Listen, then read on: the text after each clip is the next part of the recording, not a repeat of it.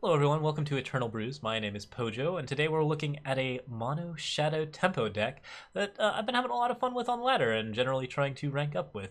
We have had a pretty good amount of success with it over the last series of games, like it's got a pretty positive win rate, so I wanted to discuss it and basically talk about what it is that we're doing with this deck and how you can play around with it. So this deck is entirely mono shadow. We're using Veteran Mercenary to capitalize on the fact that we are a single color. It is a 6/4 that whenever you have only one type of influence allows you to create and draw a random card of the faction that you have influence in. So Veteran Merc is just really good for drawing scary threats and more removal, both of which are really solid against the more controlling type decks that want to beat out your mid-range. And that is sort of where we are going. We are trying to play really reasonable 4 and 5 drops and push out our opponent on the value of those drops. Veteran Mercenary is but one card. Shadowlands Tyrant is the other 5-drop focus of the deck, a 6/4 lifesteal that whenever it attacks deals 1 damage to an enemy, and then increases that ability by 1. This ability, of course, stacks continuously. It persists when you go into the void, so if you get to bring it back and play it again, then it will still have the extra buffs that it's got. That's pretty important, but also this card, just when played in front of an aggro deck, will often cause the aggro deck to fold. It will be something that you can use to either chump block a very scary unit, or attack, kill a 1-drop, get another 6 health from like forcing a block of some kind, and then just basically go to town. Shadowlands Tyrant stabilizes you against aggro in a way that is just extremely powerful, and against the more controlling and mid-range decks he also has some play, because he's very capable of popping Aegises, doing a lot of damage, getting a lot of life, and of course just basically making sure that you're always healthy for the control matchups with Armory and other types of particular decks. That's a really important focus, and to that extent we run 4 Dark Returns to bring back this card as often as possible, as well as to bring back some of the other cards in the deck. Our threats include Argenport Instigator early, a 3/3 that's just absolutely terrifying. This card deals 1 damage to its owner whenever a unit dies, and Dreamsnatcher, the 2/3 that whenever a player discards a non-power card gets +1 strength. This card can actually be more efficient than Argenport Instigator on the play, and in mono shadow it's an absolute obvious include. You can pay 10, of course, to make the enemy player discard the top 15 cards of their deck. You'll almost never get to 10 in this deck, but if you do, there's certainly nothing wrong with a 12/3 Dreamsnatcher, so that's one way that you can sort of end out the game.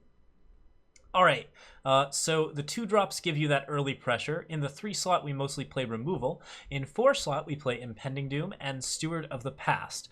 Impending Doom is, of course, the 5/5 flyer, and Steward of the Past has that just extremely persistent quality that we're absolutely looking for, where it makes sure that other decks can't really sort of outplay you in ways that involve the void, and also allows you to deal with large units as well as small units. This card answers a lot of different things. It's a very important card for shadow decks in particular, and it's just a really good way to push across damage, be defensive, and basically do all of the different things that you want to do. It's normally very vulnerable to Annihilate, but since everything in your deck kind of demands Annihilate, having a bunch of monocolored cards is not that big a deal. If we're going to play mono, we're going to play all monocolored cards, and that's definitely where we want to go with this. Okay, beyond that, our removal package consists of Suffocate, Annihilate, Devouring Shadow, which kills quite a lot of stuff very permanently, Extracts, which allow us to sort and get our 5th power on time, as well as to get more threats and draw less power later in the game.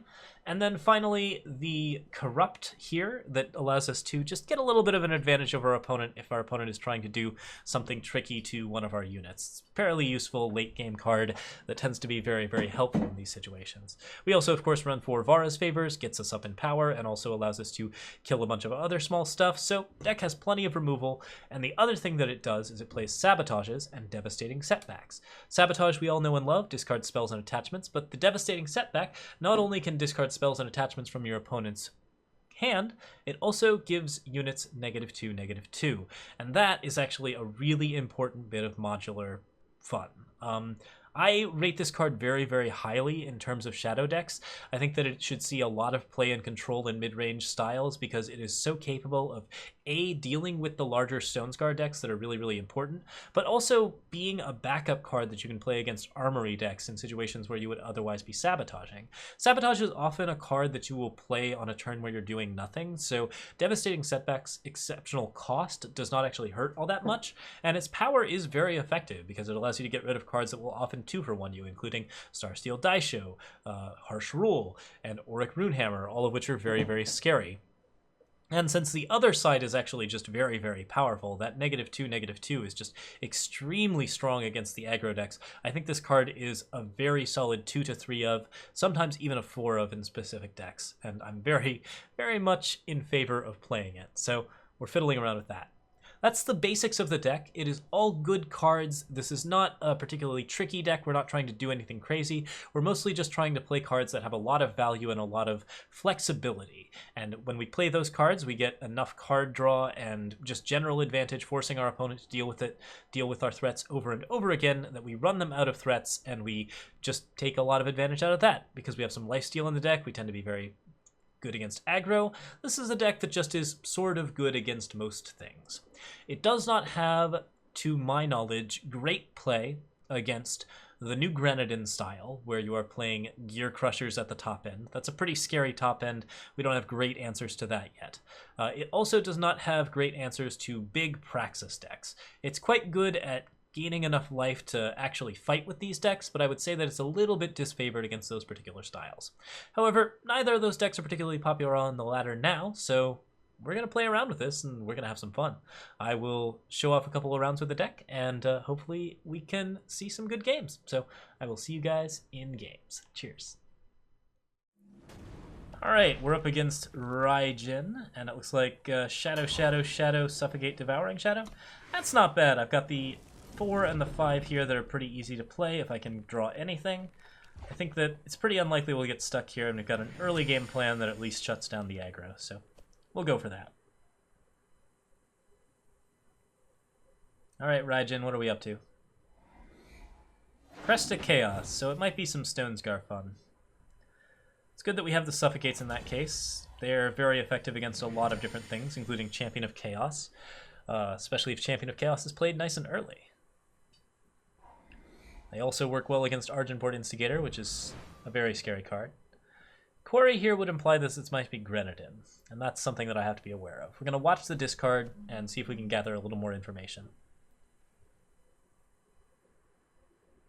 So what are we up to, Quarry?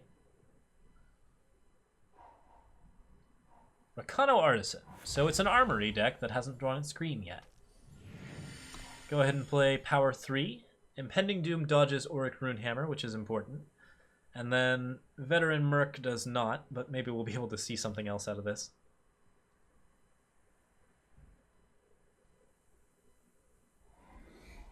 A Crest of Vengeance. He's found his green.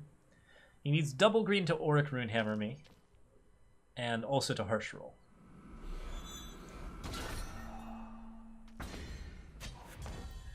Alright, Steward of the Past is a very likely play here since it is unvanquishable and also kills this thing. I think it might be better than Impending Doom in this situation. We don't want him to gain too many Warcries here, so we're going to force him to have some kind of better answer. Or to throw torches where he doesn't want to throw torches, you know, that kind of thing. If I played Impending Doom, then I could run into Vanquish, another Warcry. That kind of build-up can get very scary. He had the Slay anyways, which is very rough, but now we play our Impending Doom into a potential Vanquish. Or better yet, we could Veteran Merc. I fought for them all. See if we can find a good Shadow card. Devastating Setback will do it. I am absolutely into that. We can get rid of Rise, that's awesome.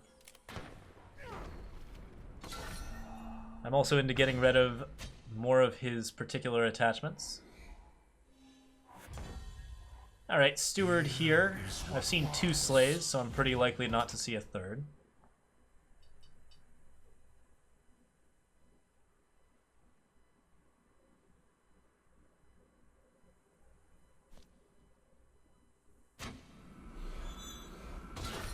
Instead, we see another Sword of Ikaria. This one with a few more Warcries on it. And now I gotta throw down Impending Doom, sadly. Or I could Dark Return Steward, or Veteran Merc for that matter. I think Impending Doom makes the most sense here. Now at some point in our turns, we'd like to Devastating Setback and make sure that he doesn't have any more weapons. We'll see what he goes for here. If he's just got a Karya, then life is miserable. Okay. Start with a Sabotage. Sword of Ikaria and Harsh Rule here, so I will get the sword out, then we'll Devastating Setback the Harsh Rule. And you can have your life gain, but your armory days are done.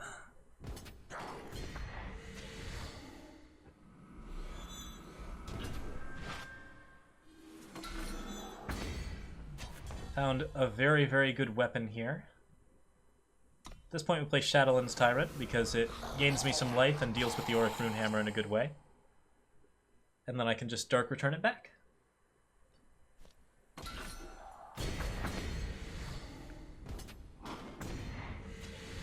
Three-4 is getting him some life gain. I'm going to Dark Return Shadowlands Tyrant here. And that will get me a 7-5 that trades pretty well. No blocks here. He's gonna Harsh Rule, he's gonna Harsh Rule. Anything else, I don't care. Okay. Didn't have the Harsh Rule on him, so we're gonna Suffocate that. And it looks like he's got a spell of some kind. So that's definitely something that we're gonna have to be wary of. Sounds like it could be a Finest Hour. Be an unusual card to have here, but we'll make a note of it. Touch of shadow. Now at this point I'm well ahead of the Armory deck. The main risk here is that he gets Ikaria, but I can at least knock Ikaria out with Devouring Shadow. So I'm not too worried about that. Let's see exactly what that attachment was. We know there's a pause, so we know there's something to Sabo. And it was a Torch. Yeah, I suppose it would have had to be a Torch in an Armory deck. You wouldn't see a deal 2 damage to an enemy. We'll deal 2 to his face.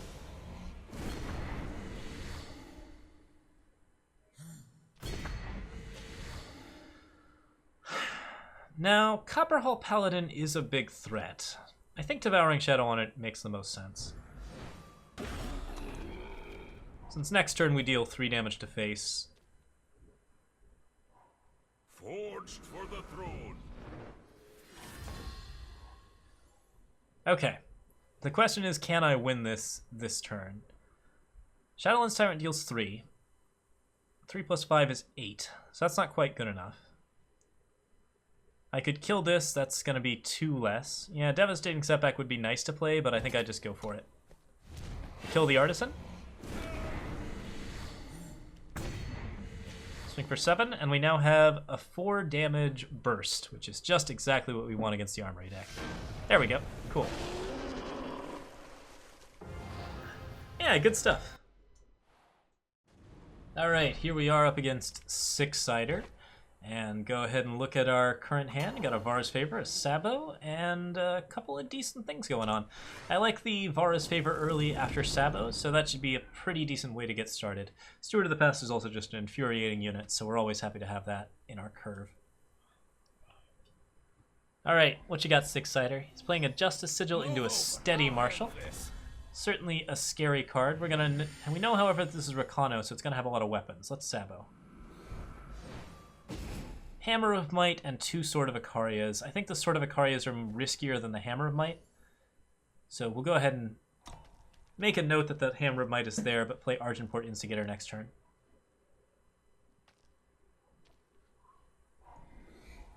Fire Sigil there. Defend the throne. Crownwatch Paladin is not a gunslinger, so good news there.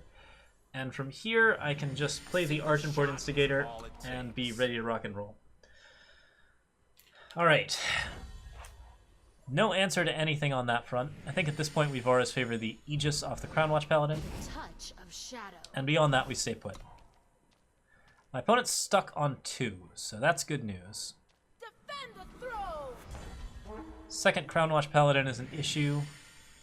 I'm willing to attack for 3 here since I can get really decent blocks. Or I can just play Steward of the Past. Here is what was. And Steward answers these gunslingers quite well. While my opponent's stuck on 3, or stuck on 2, he's not going to be playing Sword of Ikaria here, so that's going to really help me out. Vanquish is still an issue, but he didn't have one in his opening hand, so we certainly won't count on him to have it here. Block this, there could be a Finest Hour, but either way it's well worth it. Looks like it's a Torch. Or, of course, the Sword of Ikaria. I think even in that situation, this was very well worth it. Alright, here I'm going to attack for 3. And by attacking for 3, I get to play this and knock down Crownwatch Paladin, which means less things that can get Hammer of Mighted, and also gives me 2 extra damage, so I'm starting to put the pressure on with these Instigators. Hammer of Might can go down on this Steady Marshal, which is a substantial buff, but Devouring Shadow is going to knock that over, and I think the Warcry is not going to bother me too much. Indeed, I could completely ignore that card since it no longer has Warcry, and just Impending Doom instead, but I think that it's probably not worth the risk of him having a Deep Forge Plate or something crazy. Ho-ho! Alright, he got exactly the kind of Warcry buff he wanted. It's every single Warcry on a single Sword of Ikaria. Nonetheless, we are going to be able to deal with this. A 3 here will maybe get torched out, and then Impending Doom can hopefully do the rest. If he does have Torch and Vanquish, well, bully for him. He just got the perfect draws, but I think overall we should be pretty well set.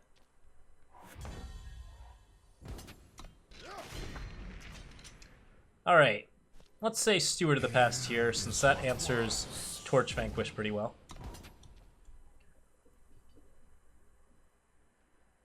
And what I want to do right now is just push damage.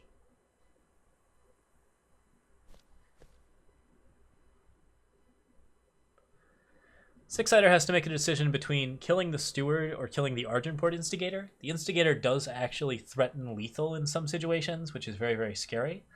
I think that killing the Steward is almost always correct in this situation, but it's certainly dealer's choice.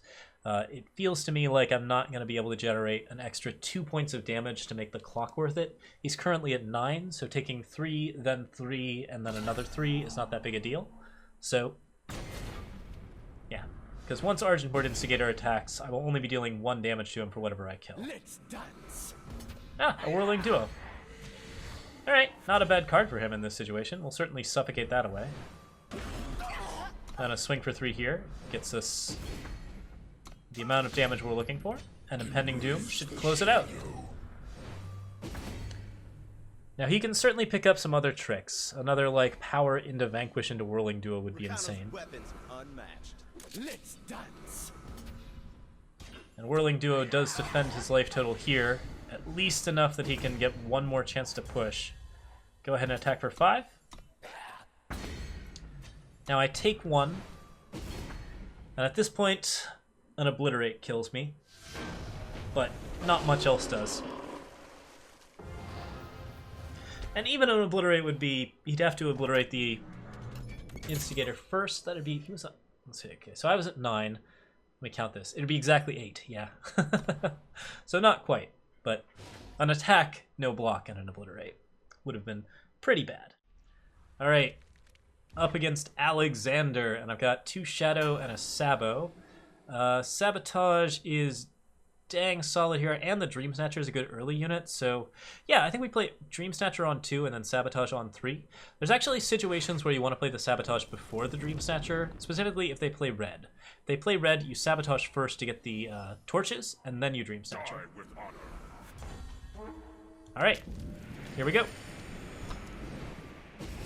Alright, nothing in his hand, so he got an Oni Ronin and a bunch of Stonescar cards of some kind.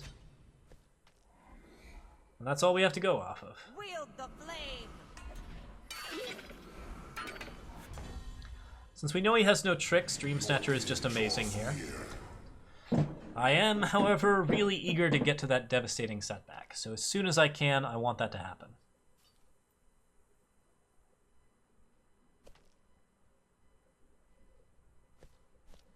And indeed, it would be best to save all of my removal. Wield the flame. Yeah, we're definitely going to save all of our removal. Touch of shadow. I'll attack for 2 here. There's no worth in like actually sitting tight. I can block a unit here and like, I don't know, forcing him to be less aggressive might be nice, but I think I want him to be more aggressive here. I want him to play out all of his units and just go for it. All right. Shadow Sigil there. And a Champion of Chaos, which is definitely a solid card. At this point, a Devouring Shadow would not be out of the question. I think that Devastating Setback is more important here. Let's go ahead and attack for 2.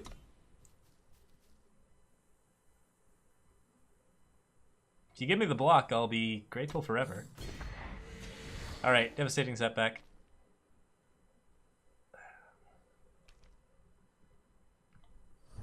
You have to aim at particular parts of the board with that card. Alright. So he's got a 2-1 that turns into a 3-1 deadly. Or a 3-2 deadly? That might actually be as big as it gets.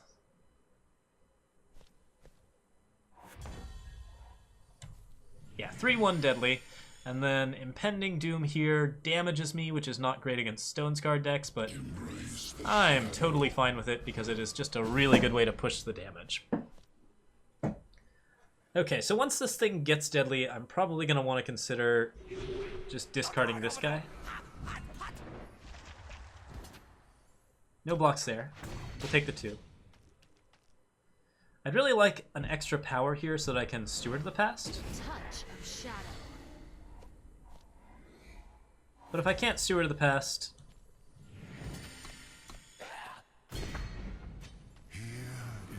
I can at least Devouring Shadow into Annihilate. Alright, and I'm very comfortable with this. Now, Champion of Chaos is the consistent 3 damage every turn that it's always going to be. There's not much I can do about that.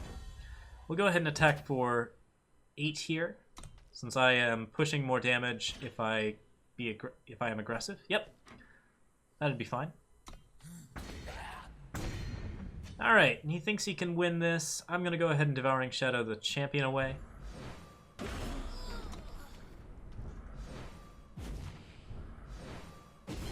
That puts me at 14, but I've got the Annihilate for the Cinder Yeti, so I'm not worried about aggression.